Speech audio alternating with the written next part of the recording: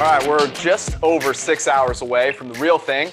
So we're going to do it for pretend one last time. Mock draft. We're doing this live. We've got the whole crew here together. Last time it was just Steve, Mike, and I, and it was popular. So everyone wanted to join. So we've got Austin, Eric, and Mr. Collinsworth joining us here.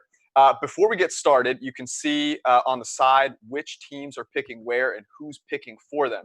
We're not doing trades in draft, but GM Palazzolo and I wanted to make it a little more realistic. So we have a pre-draft trade.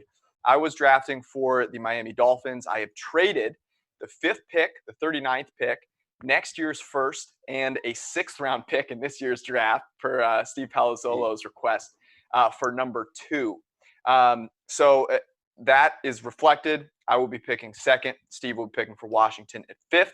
Our goal will be to go about a minute a pick, explain our reasoning, allow you to disagree on Twitter or wherever you're watching. And we'll, of course, be live with you guys tonight starting at 7 and carrying through the entirety of the draft. So we hope you join us there, Twitter, YouTube, SiriusXM channel 211. It'll be a lot of fun. All right. The Bengals are picking first. And as hard as I tried to give it to Eric, who's wearing Bengals colors, I was told not letting Cris pick for the Bengals would be a heresy. So, Cris, you're on the clock. You got the first pick. All right, guys. Well, okay, we all know what I'm going to do here, but I'm going to take Joe Burrow and hope and pray that he is one of those, right? There's only a couple of them that have ever played the game.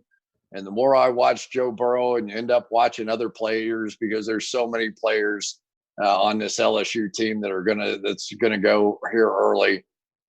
He did this jump pass against Texas that I thought was just incredible. He very, very rarely ever looks first where he's actually going to throw the ball. He is sophisticated with the RPO game. He would prefer to throw from the pocket, but on the times that we've seen immediate pressure get on him, he has an ability to escape and still make plays. I think he's the guy. I would have done what the Bengals have done, and that is bypass big offers by Miami and others and take Joe Burrow as the first pick in the draft. Can't disagree there. Okay, so I made the trade. By the way, I win the trade given that I'm taking a quarterback. And Steve, you also kind of win the trade because if you weren't taking a quarterback, you accumulate more picks and you're in great shape. So that's exciting for me. I'm taking Tua. This one isn't hard in my estimation. He has a 148 pass rating from a clean pocket his entire career at Alabama. We've been grading college football for, 6 seasons now? No one has eclipsed that mark. And in the NFL, you got to win from a clean pocket. So I'm not worried about the injuries. I think they're fluky. I think his ankles are actually going to be a little stronger. And I'm banking on accuracy with Tua at 2. That bodes well for me as the Lions GM here, because while I love Jeffrey Okudah, I would rather have Chase Young and the assurance that comes with defensive line prospects and defensive line prospects that play as well as he does, because you broke the PFF pass rushing grade, physical freak. I called him a Hall of Famer. Stand by that. I think he's going to be in the Hall of Fame someday. Cris, you're back on the clock. Now I'm completely screwed up. This whole Washington thing has got me flustered here. I'm just going to stay where I started. I would love to trade out here at this point. I don't see the Giants taking Okudah at this point. They've loaded up there in the past. I just think they take the toy. All the offensive linemen, to me, if I can trade back, I would rather do that because I don't love any of them any more than I love one of the other ones. So I think it's an opportunity for them to get the heck out of that spot if anybody wants to jump up there and play ball. Otherwise, if I am going to take a pick, I'm taking Isaiah Simmons. It just gives me the kind of versatility that has become the buzz phrase when we're talking about offense and defense in the NFL. So I'll take Simmons, but I would prefer to trade back at this point. But there's reports that defensive coordinators don't know where to play Simmons. They don't know what to do with this guy who was, built to stop NFL offenses today. Okay, so this is a curveball for me as well. I was not expecting Jeffrey Okudah to be here. I'm Washington at 5. I traded down from 2. The strategy there is Chase Young is awesome, However, in this deal, I'm going to get the 5th overall pick, so I'm going to get a starter there. I got next year's first, and I'm going to get a second-round pick today that, I'm going to get 3 starters out of the deal. That's my goal as Washington, and one of them is going to be Jeffrey Okudah. Also fills a huge need in the secondary. So I think this is a massive win for me as the Redskins GM, getting the top corner off the board plus 2 more picks instead of just getting that one Chase Young. Yeah, those are a couple picks that I was certainly considering. I think if you're the LA Chargers here at 6, you might think about Justin Herbert if you have an opinion of him that he's worthy of a top 10 pick. I don't have that opinion of him. I would have probably taken Simmons had he been there to pair with Derwin James, Okudah as well. But right now, when I'm the Chargers here, I've struggled at the offensive line position basically this entire time. So I'm going to go with Tristan Wirfs of Iowa here with my first pick.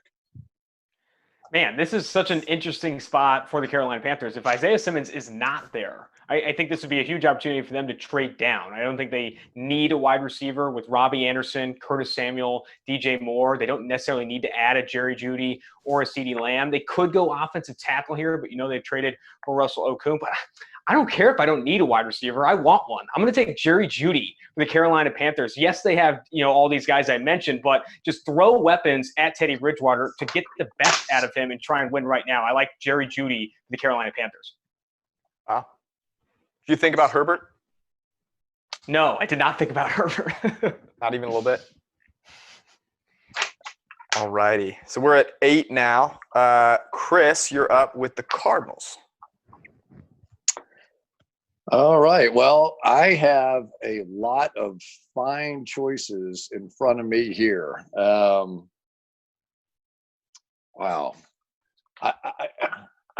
I'm going to stay. This is a little bit interesting for me as far as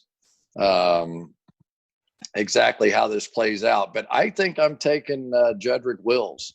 I've got my left tackle. I think I want to take a shot over there at right tackle. I think Humphreys is my guy over there. Don't have to reshuffle people as some teams might have done if they had to take Wills. So I'm just going to take Wills and play ball. I wonder if the Cardinals are a sneaky Trent Williams trade for a candidate. If they decide, hey, we'd rather, one of the, maybe Judy's still there and they have their pick of the wide receivers and they go, hey, we'll spend to win now. I don't know.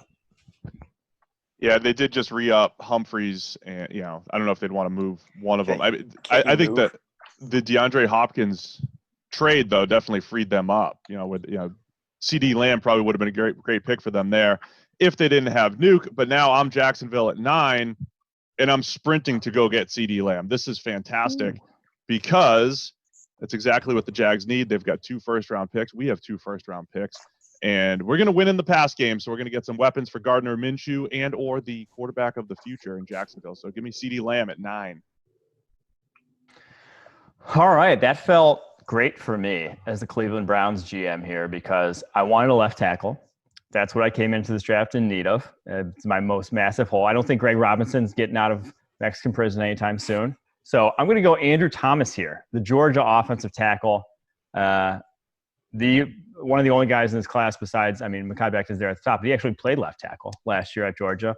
He played right tackle as a freshman at Georgia, and he was good. And he was good as a freshman and as a sophomore, and the best tackle rating-wise in a any Power 5 tackle in this class as a junior. So that's what I like to see when I talk about offensive tackles that are going to translate early to the NFL. It's the guys who are good at it without any sort of training whatsoever, and when they get the training, they take it to the next level. Yeah, as the New York Jets now seeing offensive tackle go off the board, not liking George Fant, not liking Chuma Edoga, but also seeing that my best wide receiver right now is Bashad Perriman. I'm going to go with Henry Ruggs III out of Alabama at pick 11. I think he gives Sam Darnold the deep threat that he lost with Robbie Anderson leaving to go to Carolina. It just seems too much of a fit here. Try to see, fail quickly with Darnold. But at last, figure out if he's good enough to be a quarterback.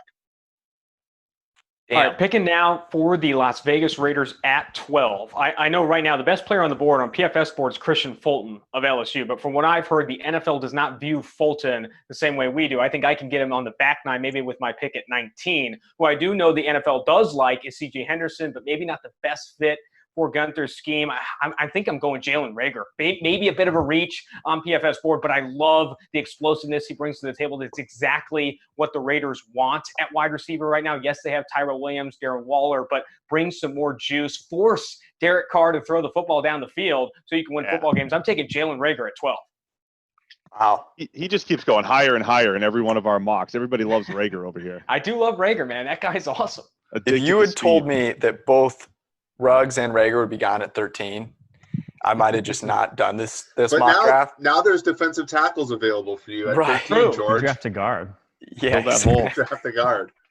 And so this is a real bummer because I love Laviska Shenault.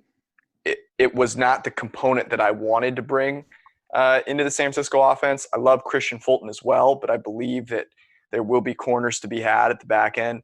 I really like Justin Jefferson as well. So those are the three that I'm deciding between.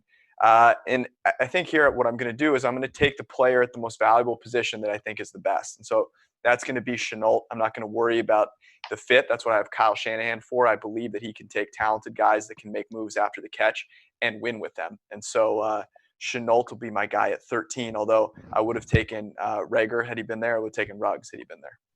Man, I would have loved Christian Fulton coming off the board here. I know the NFL doesn't like him as much, but I think in San Francisco maybe would have made a ton of sense. I don't the injuries scare me with Laviska. That's where I kind of get scared with him going as high as 13. Lucky number 13, though. Okay. Chris, you're on the clock at 14. Wow. Chris and GM Tom Brady are on the clock. Wow. I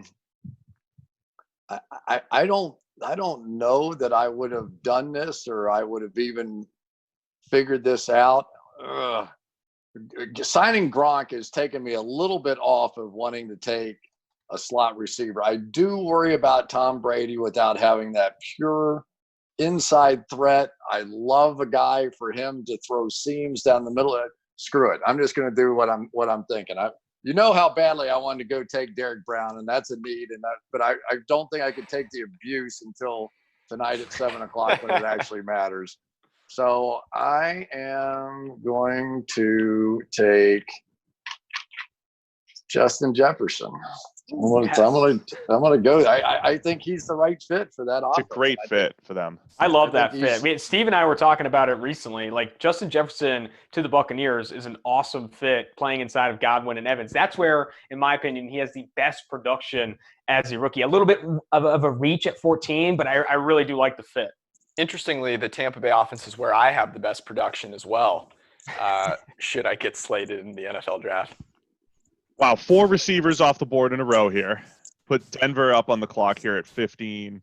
Obviously, I think in reality tonight, Denver's looking for a speed receiver. I didn't think they were going to be looking for a Ruggs or a Reagor. They want some sort of complement to Cortland Sutton.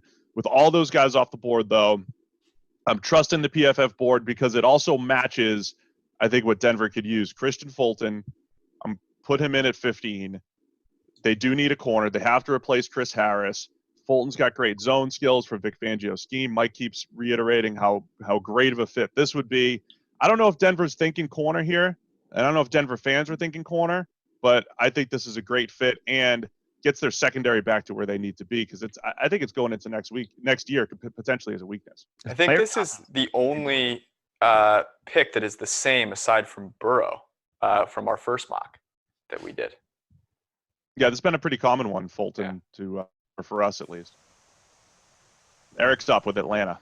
Yeah, our Falcons forever have needed secondary help. Now you came out and got Christian Fulton, which means I have to, I think, choose from a couple other guys.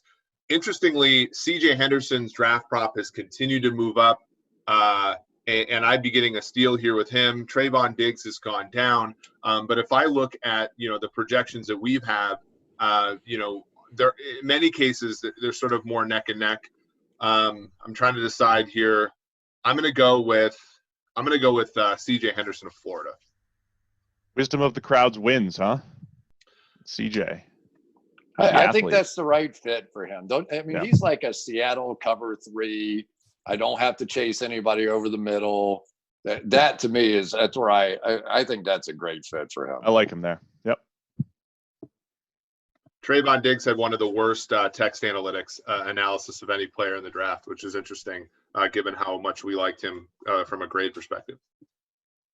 Jerry Jones sprints to the podium. Oh, Mike is on mute. Mike, you're on mute, man. I sprint in Javon Kinlaw here.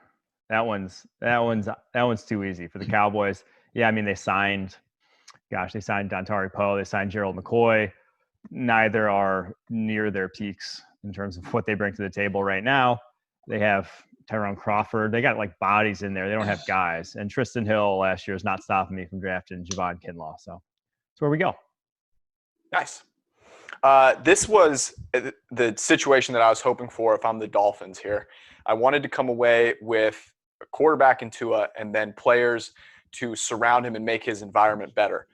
I would have taken a fast receiver here if there had been one that I liked in this spot. That would have been Rager, who I was hoping would fall to 18. He did not. Josh Jones is a guy that has just been tremendous. He was tremendous in college, number 2 offensive tackle grade last season, and was great at the Senior Bowl. So Josh Jones is the guy I'm going to take. I'm going to put him in there at tackle and let him protect my weak injury-prone quarterback. All right, back. Las Vegas Raiders are back at 9-team. My thought process right now, Grant Delpit, the LSU safety, is the best player on PFF's board. I kind of want to go that route. Xavier McKinney is another name I'm thinking about. AJ Epinesa, they still need pass rush help. I also don't hate Steve's take. Maybe double dip at wide receiver, grab Michael Pittman Jr. here. But I think, rather than going after the safety, the best player on PFF's board, I'm going after one of my favorite cornerbacks in this class at 19. It's Jaylen Johnson of Utah. I think this is a great play for the Las Vegas Raiders. They need help at cornerback and at safety. But I think Jaylen Johnson, at the position he plays, maybe is a bit more valuable than Grant Delpit down the road. And that made my life a lot more difficult with Jacksonville now at 20. This is where I've done some different things in mocks with Jacksonville at 20 here. And I'm wondering if I should do it again. And that's look at Justin Herbert. He's right there. I'm looking at Justin Herbert because the value on the board, Grant Delpit, nice. Derek Brown, there's your solid safe pick, but I'm trying to hit a home run. And if I'm going to take a Justin Herbert shot, I'll do it if I have 2 first-round picks. I'm okay with that. So give me Herbert at 20. I got to take shots at the quarterback position. So now I traded Jalen Ramsey just so that I could have a shot to just see who my next franchise quarterback is. Give me Herbert at 20.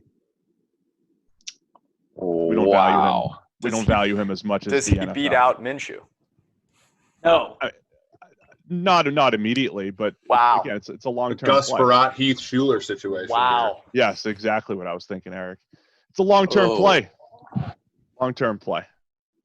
This is perfect for Philadelphia in my estimation. You got, if you want to go and replace Malcolm Jenkins, you got the top side. I love watching Grant Delpit play.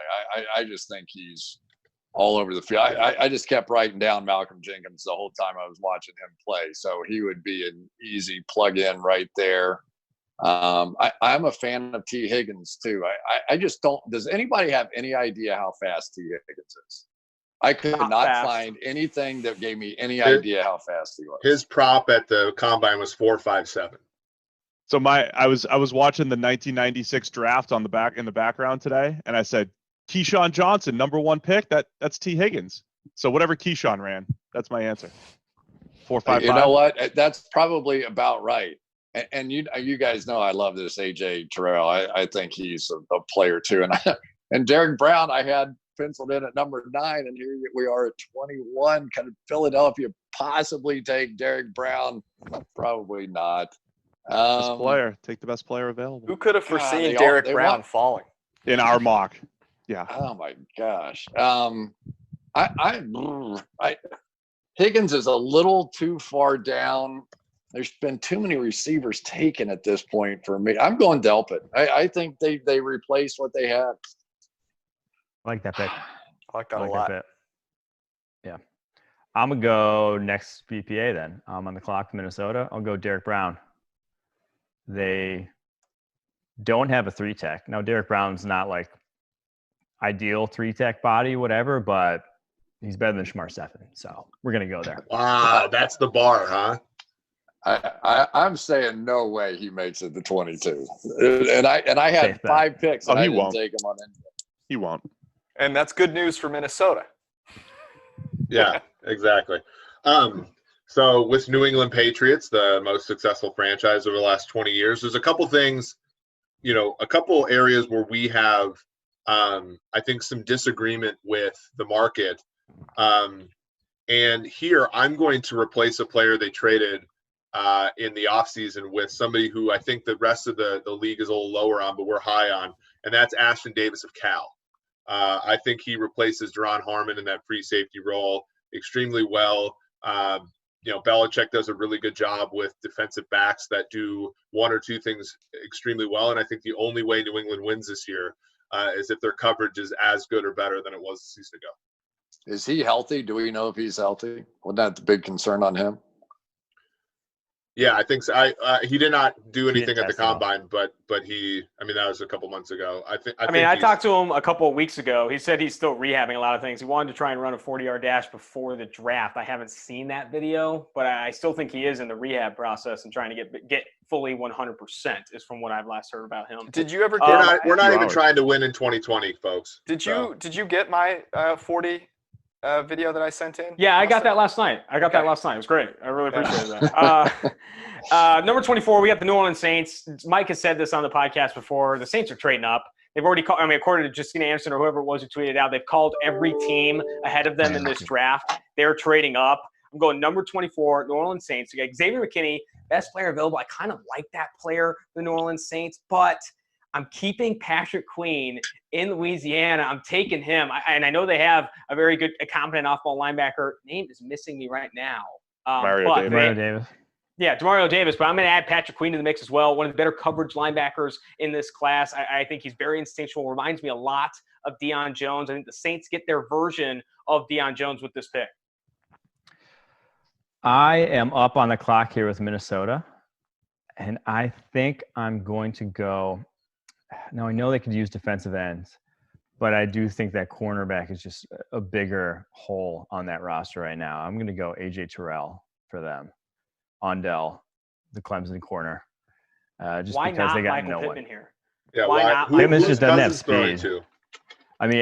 to? He's almost redundant with Adam Thielen in that they run the same route tree. So I'm going to go.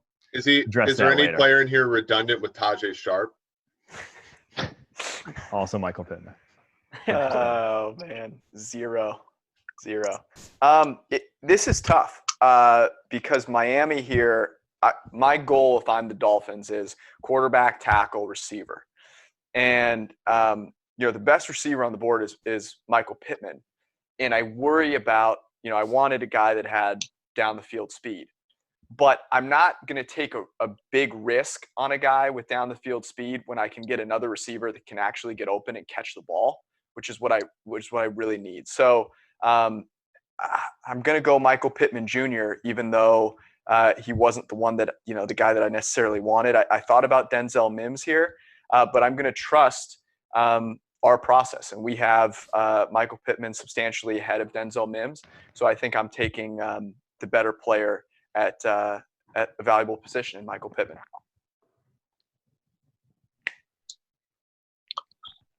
Oh, you got oh my gosh. There are so many guys I love on this board that are down the list here a little bit. And Denzel Mims, I think, has a chance to be DK Metcalf all over again. I could see that in there. Cesar Ruiz, I think, in the center position. Jonah Jackson, I love.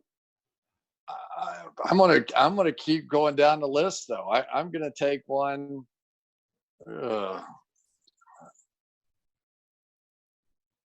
I think you got to go Mekhi Becton here. I think. Seattle, right? They. Yeah. Are we really at this point where he's still on the board? And that's my choice for them. That fits, I feel like, with what they've done with every single offensive lineman they've taken, right? It's like super high variance. Maybe he's got a little more provenness to him. Maybe. I mean, you got to say that if you're talking about physical freaks, we may never see one quite like that again. He's the winner with that. All right, I've got Baltimore at 28. I've gone a couple of ways with Baltimore here. I love Julian Okwara from Notre Dame for them, but I'm not doing it this time around. I'm going to go back to one of my draft axioms that you're not just drafting for this year, you're also drafting for the future. And I think Baltimore has proven that you win from back to forward. You win in the secondary, and they've got Marcus Peters, Marlon Humphrey, Tavon Young. They can't pay all these guys in the future. I think their best strategy is to continue to reload there. So before Austin can take him at 29, I'm taking Jeff Gladney, the corner from TCU. And it's not a need at all, but that's not what we're drafted for. We're not just filling out the depth chart. We're getting the best players at valuable positions, and Baltimore is going to continue to build that secondary with Gladney. Steve, you read my mind. I was going Gladney for the Tennessee Titans at 29. Should have traded up. Maybe we could have worked a trade in there, but I mean, looking at the board right now, I don't know if I want Xavier McKinney. I think I'm going to take the guy right after him on PFF's board. Best available right now is Xavier McKinney and then AJ Epinesa. I think in Tennessee, I like that fit for them. I'm going to go AJ Epinesa to Tennessee. Trust the board. I like it. All right, I'm on the clock with Green Bay here. I got Xavier McKinney. I'm looking at Jordan Elliott from Missouri, also a possibility. I really do think they need someone with ball skills, though, in their receiving core. And to me, that's T. Higgins right now, the Clemson wideout. I think he gets open. Now, it's maybe not the speed that you might want in that offense, but I don't think Rodgers and sort of the Packers offense have been predicated on pure speed over his tenure. They haven't had a lot of pure 4-3 guys. So I think they get downfield production via guys with ball skills, and that's T. Higgins. I'm hoping Jordan Elliott's here, right there, man. Yeah, right. I'm hoping here that there's an opportunity to trade down. Obviously at 13, I would hope that someone would be wanting to jump up and grab Herbert if he's still there, or Love. And I think Love is probably the guy that would still be there, and I could accumulate a few more picks. And the reason that is there are some guys down there that I really like. I really like Ezra Cleveland. I would like to play for the future and not, be totally shit out of luck when Joe Staley leaves. And I'm also tempted to double up at receiver because Denzel Mims is sitting right there. But I've had my eye on picking up more coverage because you're not just playing for next year. And Trayvon Diggs is a guy that has, measurables and performed well. And I think it's a good value here at a cornerback position that the league overall is undervaluing. So I'd be really happy if I walked away with a receiver that I liked, which I got at 13, and then with Trayvon Diggs at 31. So that's my pick for the Niners there. Eric, go McKinney. I like McKinney to the Chiefs at 32. I think that's great. Yeah, there's a lot of different, the Chiefs didn't lose that many players this offseason. They did lose Kendall Fuller, who was their deep safety in subs in the playoffs. They also lost Emmanuel Ogbah, and I think Curtis Weaver could possibly, offer them something. I don't think edge. Linebacker, I think you got to go down the board quite a bit before you get to a linebacker that is worthy of this spot. But I'm going to go and I'm going to enhance the strength. The Chiefs, after this next offseason, have only 2 wide receivers under contract. I'm going with Brandon Ayuk of Arizona State. Ooh. That's the play for the Chiefs. Keep attacking. Keep attacking. Instead of Cesar Ruiz.